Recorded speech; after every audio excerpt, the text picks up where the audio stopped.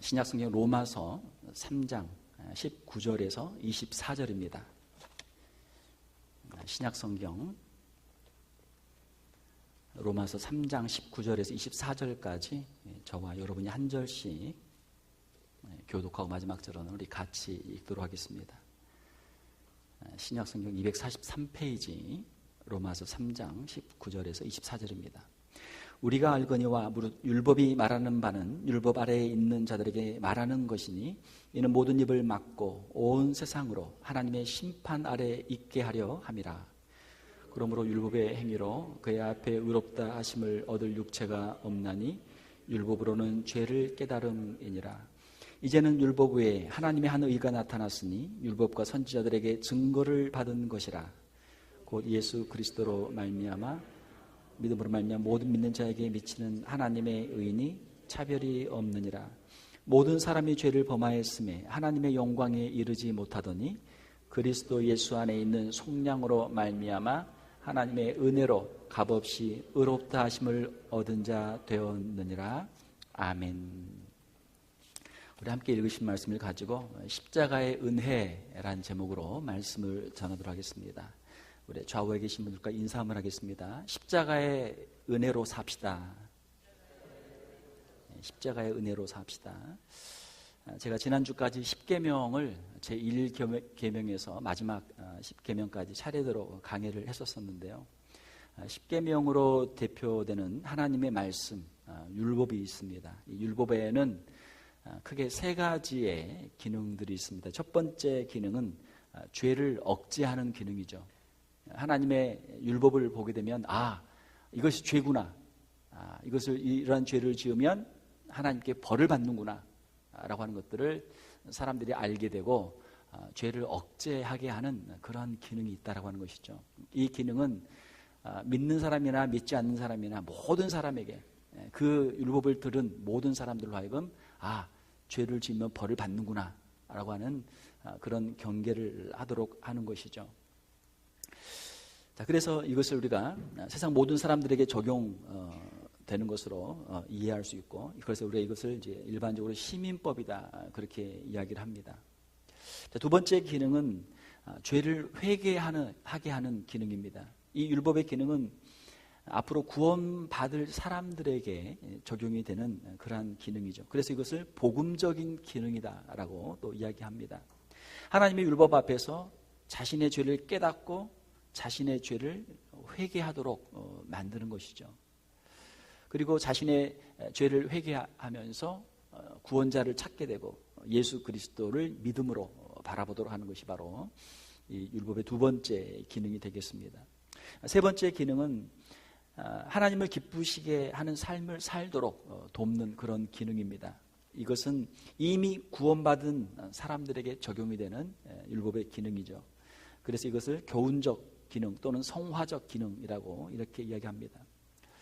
우리가 예수 그리스도를 믿음으로 말미암아 죄 사함을 받았을 때 그 구원의 기쁨과 감격이 있죠. 그러면 이제 우리가 어떻게 살 것인가, 어떻게 하나님을 기쁘시게 할 것인가 라고 우리가 질문했을 때 하나님의 말씀의 인도하심을 따라서, 성령님의 인도하심을 따라서 우리가 자유를 가지고 하나님 앞에서 이 하나님의 율법을 지키며 우리가 살아갈 수 있게 된다라고 하는 것이죠.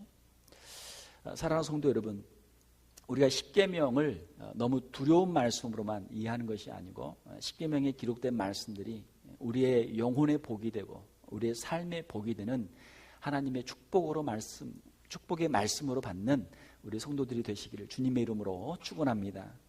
자, 십계명 강의를 마치면서 오늘 우리 십자가의 은혜를 우리가 다시 한번 생각해 보기를 원합니다.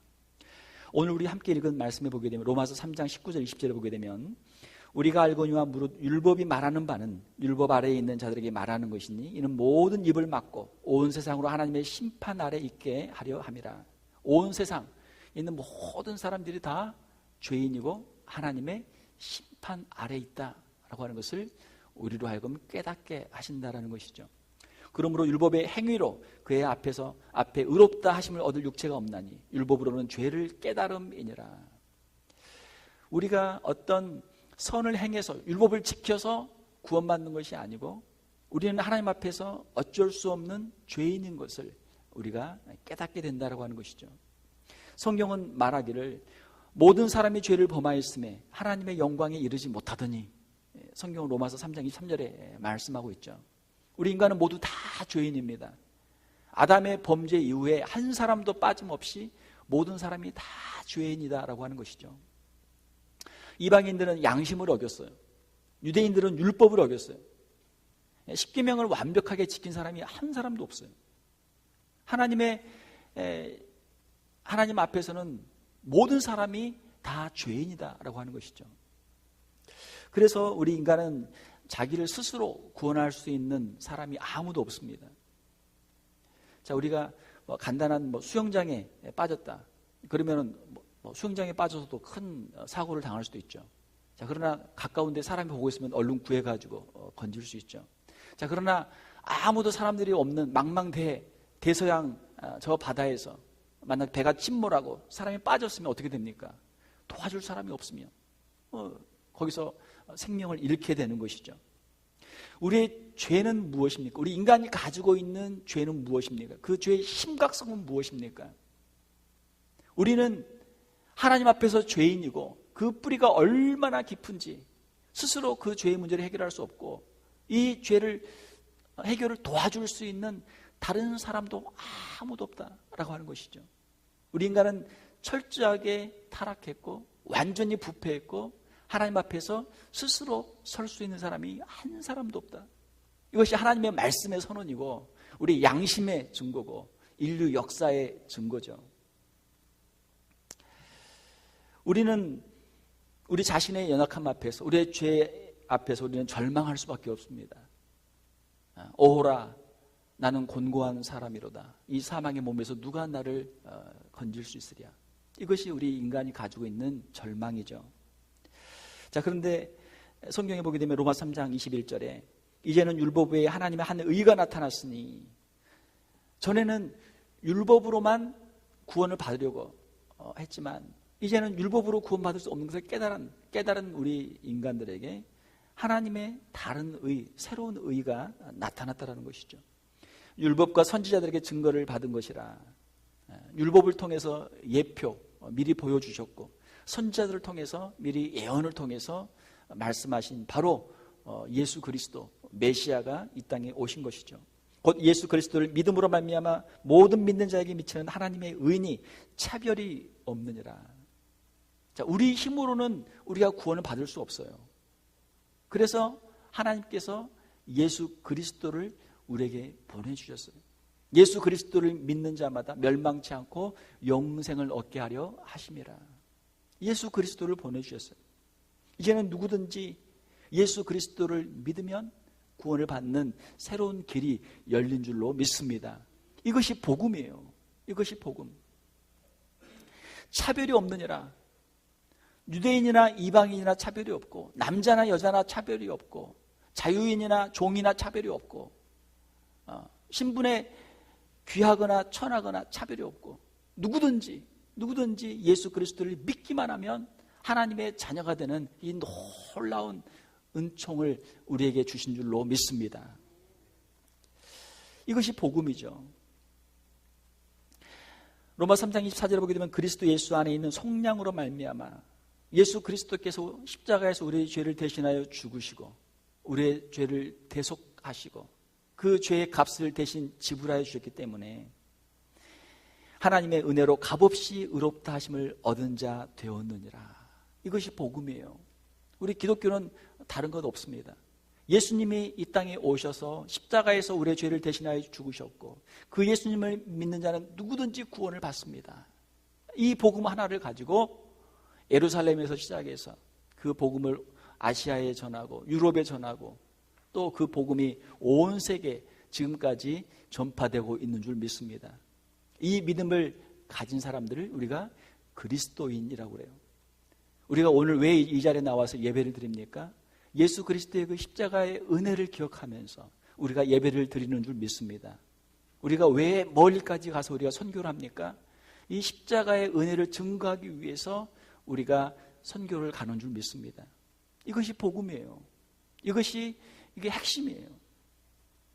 사랑하는 성도 여러분, 우리의 신앙생활 가운데 우리가 십자가의 은혜를 잃지 않고 이 십자가의 은혜를 붙잡고 살아가는 우리 성도들이 다 되시기를 주님의 이름으로 축원합니다. 예수님께서 십자가에서 우리의 죄를 대신하여 죽으셨습니다. 아무 죄가 없는 예수님이 죄인인 우리를 대신하여 십자가에서 죽으셨습니다. 이것이 하나님의 은혜입니다. 성경은 우리에게 하나님의 사랑과 하나님의 은혜를 우리에게 증거하는 것이죠. 우리 기독교의 참된 신앙은 십자가의 은혜를 체험하는 바로 이 자리에서 시작이 됩니다. 예수님의 십자가를 체험하지 않고는 우리가 참된 신앙생활을 할 수 없는 것이죠. 예수님의 십자가를 체험한 사람들은 그러면 어떻게 살아야 합니까? 십자가의 은혜를 감사하는 삶을 살아야 될 줄로 믿습니다. 십자가의 은혜, 죄 사함의 은혜를 체험한 사람은 예수 그리스도를 구주로 영접하게 되죠. 내가 전에는 세상에서 내 힘으로 살아보려고 했는데 실패했어요. 내 힘으로 살아보려고 했는데 안 돼요. 나는 안 되는구나. 이렇게는 안 되는구나. 나는 이제 죽었구나. 자, 그런데 예수님을 만났어요. 십자가의 예수님을 만났어요. 내 죄를 대신하여 주시고 우리에게 새로운 살 길을 열어주신 예수님을 만났어요. 이제는 내 인생은 주님께 드립니다. 이것이 우리 그리스도인들의 고백이죠. 십자가의 은혜를 체험하게 되면 예수 그리스도를 구주로 영접하게 돼요. 나는 죄로 인하여 죽을 수밖에 없었고 예수님의 십자가의 은혜로 이제 나는 다시 살게 되었습니다. 할렐루야. 이것이 우리의 고백이죠. 이제는 내가 내 인생의 주인이 아니고 예수 그리스도가 내 인생의 주인인 것을 고백하게 되는 것이죠. 만약에 내가 내 인생의 주인으로 살게 되면 다시 또 실패한단 말이에요. 옛날에 내가 살던 옛날의 방식으로 다시 또 살게 되고 또 실패해요. 거기에는 구원이 없죠. 거기에는 희망이 없죠. 우리 인간에 대해서 우리가 철저히 절망하고 우리가 포기할 때 우리의 구원자를 찾게 되고 예수 그리스도를 만나게 되는 것이죠. 사랑하는 성도 여러분, 예수 그리스도가 우리의 인생의 주인이 될 때 우리 인생의 참된 구원의 역사가 이루어지게 되는 줄로 믿습니다. 이제는 내가 사는 것이 아니요 오직 내 안에 그리스도께서 사신 것이라. 이제 내가 사는 것은 나를 위하여 십자가에서 죽으신 예수 그리스도를 위해서 사는 것입니다. 이것이 우리 성도들의 고백이죠. 로마서 14장 8절에 보게 되면 우리가 살아도 주를 위하여 살고 이제는 내가 왜 사는가? 우리의 삶의 목적이 무엇인가? 내가 누구를 위해 살 것인가? 나는 이제 주님을 위해 삽니다. 할렐루야. 나는 이제 주님을 위해 삽니다. 나를 위해 사는 것이 아니고 예수 그리스도를 위해 살겠습니다. 이러한 고백이 우리의 심령 가운데 있어야 될 줄 믿습니다. 이것이 그리스도인의 삶이에요. 우리의 사는 것뿐만이 아니고 죽어도 주를 위하여 죽나니. 세상 사람들은 죽는 것을 두려워해요. 죽는 것을 두려워해요. 그러나 사랑하는 성도 여러분, 우리 그리스도인들에게는 죽음조차도 우리를 막지 못하고 죽음 후에 있는 부활과 영생의 약속이 우리를 그 길로 담대하게 인도하는 줄로 믿습니다. 이것이 우리 그리스도인들의 신앙 고백이죠. 살아도 주를 위하여 죽어도 주를 위하여 죽나니 그러므로 사나 죽으나 우리가 주의 것이로다. 이것이 십자가의 은혜를 체험한 사람들의 고백이죠. 우리가 왜 삽니까? 우리 인생 왜 삽니까? 물어보면 대답을 못해요. 그냥 태어났으니까 사는 거죠. 어떻게 삽니까? 그냥 남들 이렇게 보고 남들 하는 거 그냥 따라서 합니다. 그게 일반적인 사람들의 대답이에요. 거기에는 답이 없습니다. 사랑하는 성도 여러분, 하나님의 말씀 안에서 십자가의 은혜를 깊이 체험하고 우리의 삶을 주님께 드리고 주님과 함께 동행하는 우리 성도들이 다 되시기를 주님의 이름으로 축원합니다. 예수님의 사랑에 감격해서 예수 그리스도를 구주로 영접하고 나면 이제는 예수 그리스도를 위해서 살고 싶은 마음이 생겨요. 그렇게 살 수 있어요. 예수님이 나의 주인이 되십니다. 내 영혼과 내 인생의 주인이 되십니다. 이것이 우리 그리스도인들의 고백이죠. 이 고백이 없이는 우리가 참된 그리스도인의 삶을 살아갈 수 없는 것이죠. 사랑하는 성도 여러분, 우리가 무슨 일을 만나든지 이 십자가의 은혜 안에서 감사하며 살아가는 성도들이 되시기를 주님의 이름으로 축원합니다. 은혜를 받은 사람의 특징은요, 감사가 많아요. 이 십자가의 은혜가 너무 크기 때문에 다른 것은 별 문제가 안 된단 말이에요. 내 죄를 용서해 주셨고 죽을 수밖에 없는 이 죄인을 구원해 주셨으니까, 그 은혜가 너무 크니까 다른 거는 물론 세상 살다 보면 여러 가지 힘들고 어려운 것들도 있죠. 자, 그러나 그 모든 것들을 넉넉히 이길 수 있는 힘을 하나님께서 우리에게 주시는 줄 믿습니다. 이것이 그리스도인의 삶이에요. 십자가의 은혜에 감사하는 마음으로, 우리가 자원하는 마음으로 우리가 주님의 말씀에 순종하는 삶을 살게 되는 줄 믿습니다. 이것이 말씀의 능력이고 성령의 능력이에요. 서로 사랑하라라는 예수님의 말씀에 우리가 순종할 수 있는 그런 힘이 생기는 것이죠. 남은 평생을 십자가의 은혜를 감사하는 삶을 살게 되는 줄로 믿습니다. 사랑하는 성도 여러분, 십자가에 하나님이 베푸신 구원의 참 길이 있습니다. 하나님의 사랑과 하나님의 은혜가 그 안에 있어요. 십자가에서 죄 사함의 은총을 체험한 사람들에게 하나님께서 영혼을 치유하시는 그런 역사를 이루십니다. 하나님의 사랑이 우리의 영혼을 치료해 주세요. 십자가의 은혜가 우리의 심령을 새롭게 해주세요. 그 사랑과 은혜를 체험한 사람은 이제는 다른 삶을 살아갈 수 있는 능력을 얻게 되는 것이죠. 여기에 하나님이 베푸신 참된 구원의 길이 있습니다. 이제는 세상 사람들과 같이 세상의 것들을 위해서 싸우고 그것들을 위해서 다투고 분내고 시기하며 질투하며 사는 인생이 아니고, 오직 주님이 주신 그 은혜만을 감사하며 주님이 약속하신 천국을 바라보며 영생의 소망을 가지고 이 땅의 나그네 인생을 살아가는 것이죠. 말씀을 맺습니다. 사랑하는 성도 여러분, 우리가 하나님께서 우리에게 베풀어 주신 이 구원의 감격을 우리가 다시 회복하기를 원합니다. 십자가의 은혜를 떠나서는 우리의 신앙이 설 수가 없어요. 십자가의 그 자리로 다시 돌아가고 그 은혜를 다시 체험해야만 우리의 신앙이 바로 설 수 있는 줄로 믿습니다. 예수 그리스도의 십자가의 은혜를 더욱 깊이 체험하고 그 은혜 가운데서 남은 평생을 살아가는 우리 성도들이 다 되시기를 주님의 이름으로 축원합니다. 함께 기도하겠습니다. 하나님 아버지, 감사합니다. 저는 세상에 살면서 세상의 방식대로 살았지만 그 가운데 실패할 수밖에 없었고 절망할 수밖에 없었던 인생들이었음을 이 시간 고백합니다. 그러한 우리 가운데 예수 그리스도를 보내주시고 십자가의 은혜를 체험하게 하시고 죄 사함의 은혜를 허락하여 주심을 감사를 드립니다. 하나님, 그 사랑과 은혜를 늘 기억하게 하시고 그 십자가의 은혜 안에서만 살아가는 우리 귀한 성도들 다 되게 하여 주시옵소서. 우리 심령 가운데 이 은혜가 늘 충만하게 하여 주시옵소서. 우리 입을 열 때마다 주님의 사랑과 은혜가 증거되게 하여 주시옵소서. 우리의 삶을 통해서 십자가의 삶을 살게 하시고 십자가를 고백하며 증거하는 삶을 살아가는 우리 귀한 성도들 다 되게 하여 주시옵소서. 사도 바울과 같이 오직 주님의 십자가만 자랑하게 하시고 부활의 소망을 가지고 우리의 나그네 인생을 살아도 주를 위하여 죽어도 주를 위하여 죽는 우리 귀한 성도들 다 되게 하여 주시옵소서. 하나님, 우리의 심령 가운데 십자가의 은혜로 충만케 하여 주시옵소서.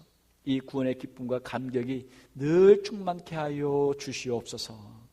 거룩하신 우리 주 예수님 이름으로 기도하옵나이다. 아멘.